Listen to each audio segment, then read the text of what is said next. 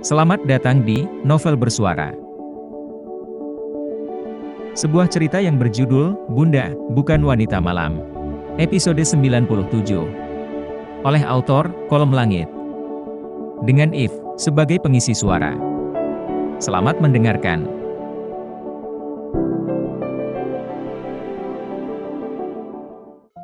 Cekap nafasnya tertahan dan mulutnya terbuka.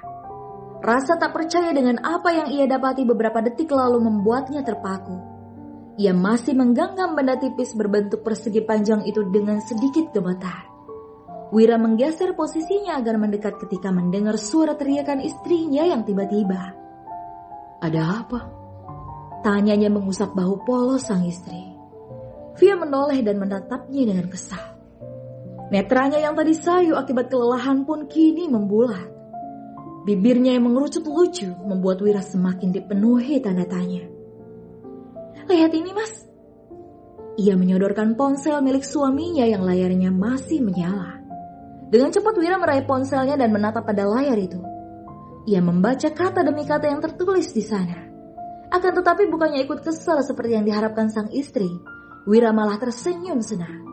Lalu beberapa detik kemudian gelak tawa mulai terdengar memecah kesunyian malam itu.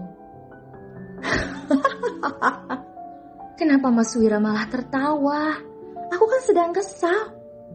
Via menepuk dada suaminya dengan sedikit keras. "Ampun sayang." Gelak tawa Wira belum juga mereda. Akan tetapi ia berusaha meredamnya saat mendapati wajah istrinya yang merenggut. Wira terus mengulum bibirnya sendiri, berharap rasa geli yang berpusat di perutnya cepat mereda. "Mas Wira menyebalkan." Wira meraih tubuh Via dan memeluknya. Ia kecup kening sang istri dengan sayang, lalu menyandarkan kepala wanita itu di dadanya. "Pantas kau menyerang dengan ganas. Ternyata ulah Willy. Aku yakin minuman kita tertukar." "Jangan ingatkan, aku malu." Ia mengingat lagi kelakuannya tadi, yang begitu gila menjamah sang suami. Dan hal itu saja membuat wajahnya merah merona. Tangan Wira kini membelai lembut pucuk kepala istrinya, berharap kekesalan wanita itu mereda. "Ya sudah, tidak usah kesal. Aku sangat suka.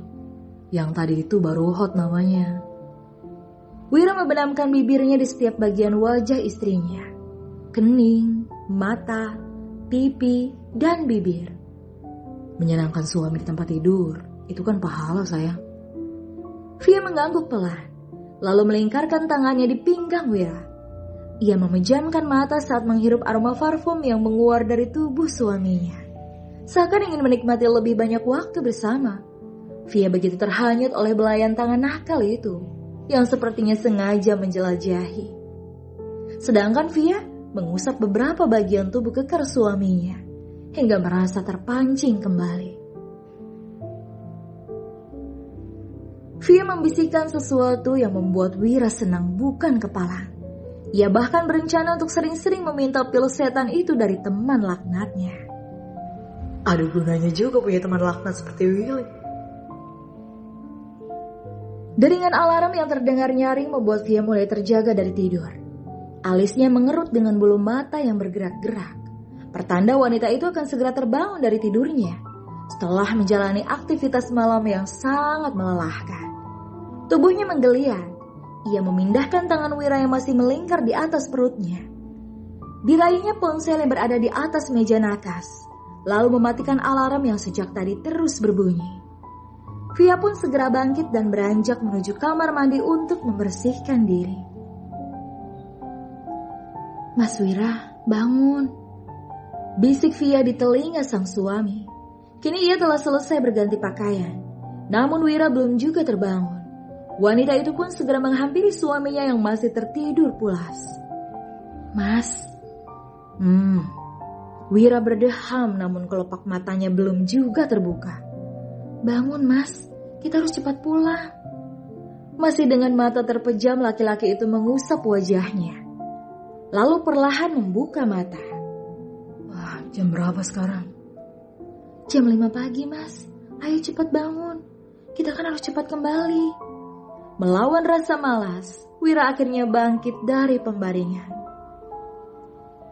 Mentari mulai menyapa alam dengan sinar terangnya yang hangat. Kata orang, setiap pagi adalah awal yang baru. Semangat, harapan, dan berkah yang baru. Pagi itu Via baru saja tiba di rumah. Kedatangannya langsung disambut oleh baby girl yang kini sudah berusia hampir 7 bulan. Bayi kecil itu sudah mulai dapat mengenali beberapa orang. Terlihat dari bahasa tubuhnya yang langsung mengulurkan tangan meminta digendong. Saat mendapati sang bunda baru datang. Via meraih tubuh mungil itu, mengecup wajahnya beberapa kali. Anak bunda tidak rewel kan semalam? Tidak, dia tidur nyenyak semalam. Jawab seorang pengasuh Gael. Setelah bermain-main sebentar dengan si kecil Gael, Via mendudukkan kembali bayi mungil itu di baby walkernya. Bi, titip Gael ya, aku mau ke kamar atas. Dengan penuh semangat wanita itu mengayunkan kakinya menjejaki anak tangga satu persatu. Tiba di depan pintu sebuah kamar, ia memutar gagang perlahan. Senyum cerah tak pernah lepas dari wajahnya.